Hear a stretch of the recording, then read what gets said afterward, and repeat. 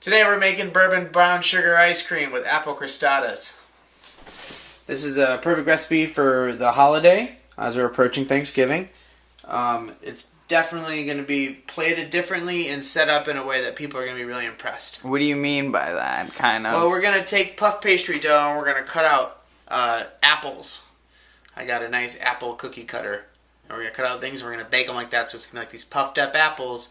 And then we're going to caramelize apples with sugar and butter, and then we're going to kind of deconstruct an apple pie in a sense with a puff pastry, and then top it with brown sugar ice cream. First step is we got to heat up the milk and the heavy cream.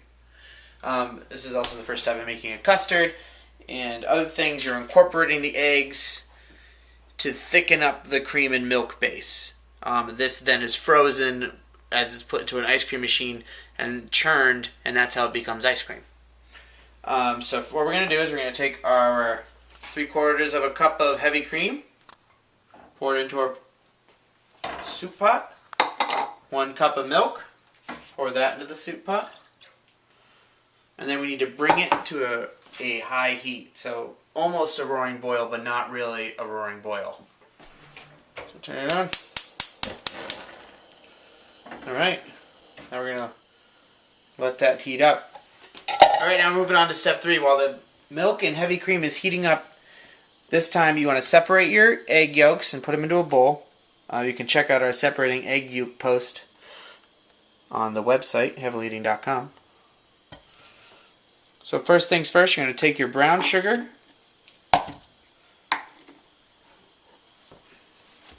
That's 3/4 of a cup. Then you're going to take 1/8 of a cup of white sugar. Pour it in there. Then what we're going to do is we're going to mix it up, and it's going to become sort of like this pale color. See how it's starting to come together? You want to do this until pretty much all the sugar is almost dissolved, because you don't want a grainy ice cream. You know what I mean? No. Definitely don't want a grainy ice cream. It almost looks like peanut butter. You see it? It almost looks like peanut butter, right, Max? Totally. Okay, next we're going to add our bourbon. Love bourbon. And we're going to add our vanilla extract. What happens if I didn't have bourbon? Could I use whiskey? Yeah, you could. You're not going to get the same flavor that the bourbon has. That sweet, like... What about rum? Rum would be a good choice. Okay, so I'm not kind of fixed into this one flavor. No, absolutely not. Okay, so it's kind of... I guess you could even use vodka if you want. But okay. I don't suggest it, but sure, why not? Liven things up with a potato. Liven things up if you need to. Alright, we're going to add those in. So what we need is a tablespoon of each one. So you're going to put a 1/2 of a tablespoon of vanilla extract, and then 2 tablespoons of bourbon. 1, 2. Put those over there, and you're going to mix it together with your eggs. Alright, the last thing we're going to add is our salt. 1/8 of a teaspoon of salt. Mix it up so it's nice and incorporated. As you can see, our milk is beginning to boil.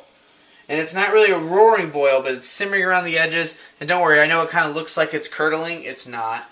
I promise. Okay? What's the temperature for using a thermometer we should be keeping it at around? 190. Okay, great. 190 to 200 degrees is what you're looking for. Alright, now our milk is set. We're going to set up a base for our stirrer, for our mixing bowl. And then we're going to slowly incorporate the milk into the cream base.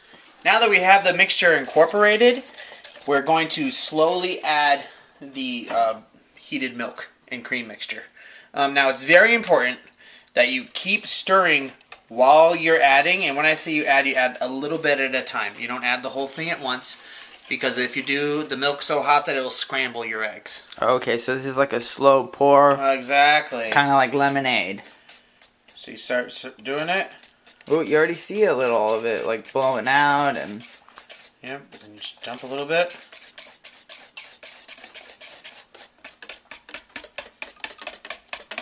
And you're always stirring it. You're keeping it stirred, because what's happening is that if we don't, again, it will scramble the eggs. You can do this without burning yourself. Don't burn yourself.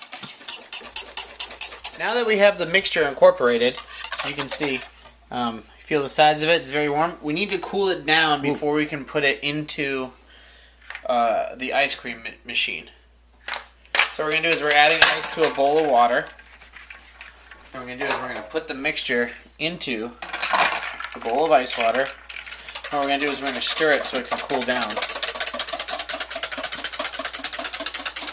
This is a way to speed up the process so you can make your ice cream sooner. Do you have to be careful of bacteria and other kinds of things when doing this method? Because we're not covering it and putting it away. If you put away something hot and you cover it, you're building a bacteria environment. Okay, so if you decide to think you can put this in your freezer, not a smart move.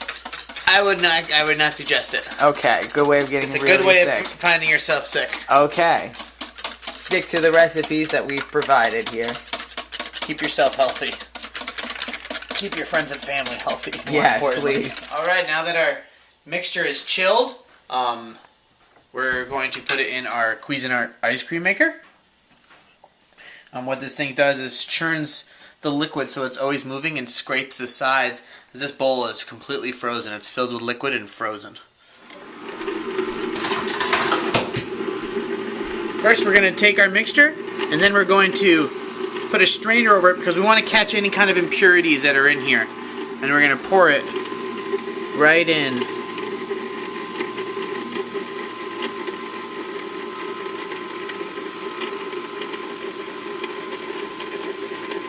So all the mixture is through.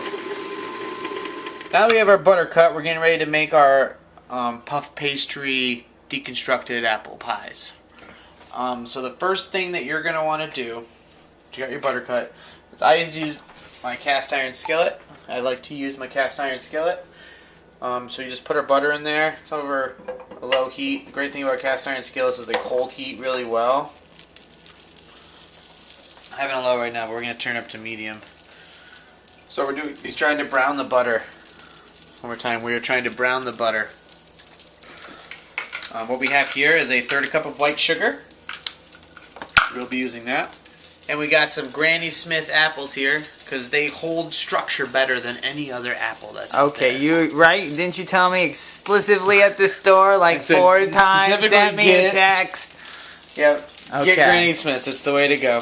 Right. So I cut them and made them look all pretty, and we took some pictures. Totally. So what we're going to do is we're going to add our apples to the butter as soon as it's all melted. Butter's starting to bubble. It's all melted. Now we're going to take our apples and we're going to put them in there with the butter.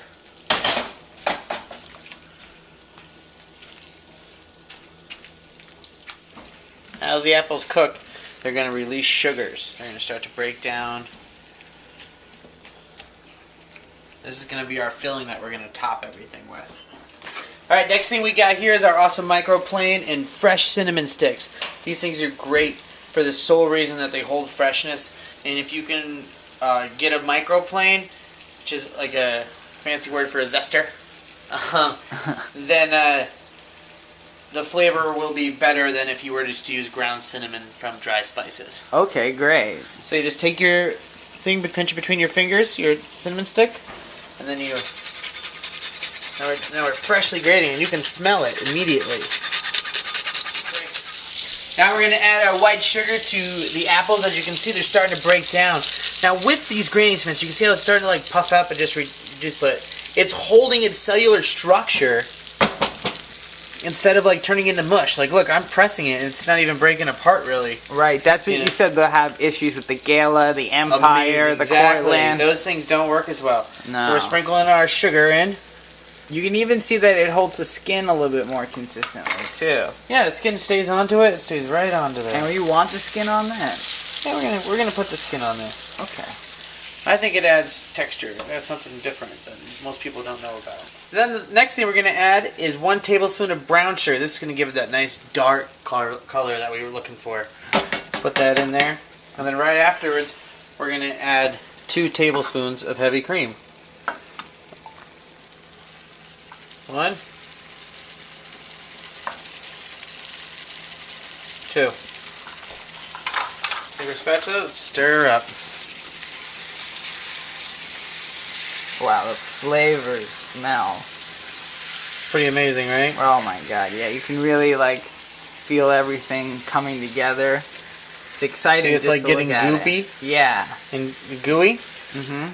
That's what we were looking for. Is that all the sugars coming together? Yeah, that's all the sugars coming together. They're almost caramelizing in a sense. Now, how do you avoid? Does it caramelize if you're not It careful? could. Yeah. If you let it like go long enough, what will happen is the moisture will cook out in the butter. Okay, so you should constantly be stirring this and not watching the football game or well, whatever. this is one of those not while you're watching football, but cooking to take, your eyes off. No, this should be the kind of recipe that when your in-laws come over for Thanksgiving, and all those years before they were like, oh, it's all right. And this year, you're gonna fucking show them. This year, they're gonna be like, oh my god, I've never had such character. Such deliciousness. Is that your impression? Yeah, that was like Martha Stewart. Now we're done. We have our apple filling mixture. So it's just a consistency of sugar, heavy cream, butter, and brown sugar. And again, these Granny Smith apples holding together really well. They're going to look really great on this deconstructed apple pie with brown sugar bourbon ice cream. Alright, now it's time to make our pie crust. Today's pie crusts are made out of puff pastries. Now, puff pastry is a really, really tedious, long process to make it from scratch. So a lot of the chefs any restaurant you go to, unless it says house-made puff pastry on it, most likely it's made in a bakery somewhere and then it's sent out in frozen sheets. But that's not a bad thing. No, it's not a bad thing at all. They're all really good products. There's a few of them that don't rise as much as the others, but for the most part, I like this one. It's Pepperidge Farms, which is a pretty well-known brand product. I'm sure people have had their cookies around the holidays especially. It's a good product. You can see actually the butter chunks in it that are going to make it so flaky. So is that a butter chunk? Right? Yeah, exactly. It's the offset colors. So what we're going to do is we got our apple. We're going to press out apple shapes. Check out our apple cutouts. Amazing, right guys? So what we're going to do now is bake them. You're going to bake them at 400 degrees for 10 minutes. So what we're going to do is we're also going to just gently put some water over it to stick the dough a little bit. So we want to sprinkle some sugar on it so that it has like a nice cool texture. You know what I mean? Mm-hmm. Okay. Just a light patting of water. Don't like drench it. There's no reason to do that. That's crazy. Like a tap, I see. Yeah, you're just tapping it. Just giving it a little water. Grab a little pinch of sugar. Sprinkle on each one. Throw it in the oven. See you in 10 minutes. Alright, now they're all done. It's been 10 minutes. Pull them out and see how they look. Ooh, would you look at that, Max? That is. Nice and brown. Nice and light. Golden on each side. That's what you're looking for. Alright. Apple puff pastry. How cute they turned out. What you're going to do is you're going to grab each side and you're going to split it so that you have 2 apples. You're going to put one down on the plate. Take your apple filling and drape it across it.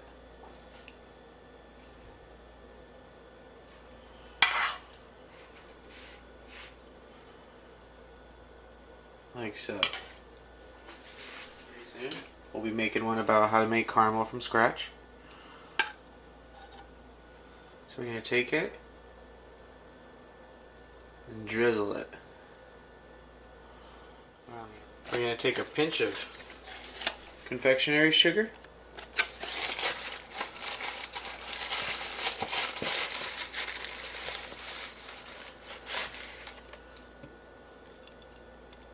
We're just going to sprinkle a little bit all over it, like so.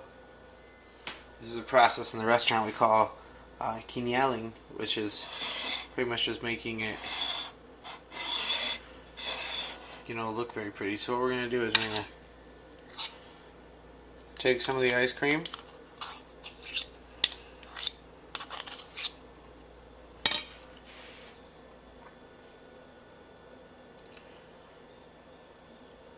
put it right there, Lean it up against it. And there you have it. Deconstructed apple pie a la mode with brown sugar bourbon ice cream.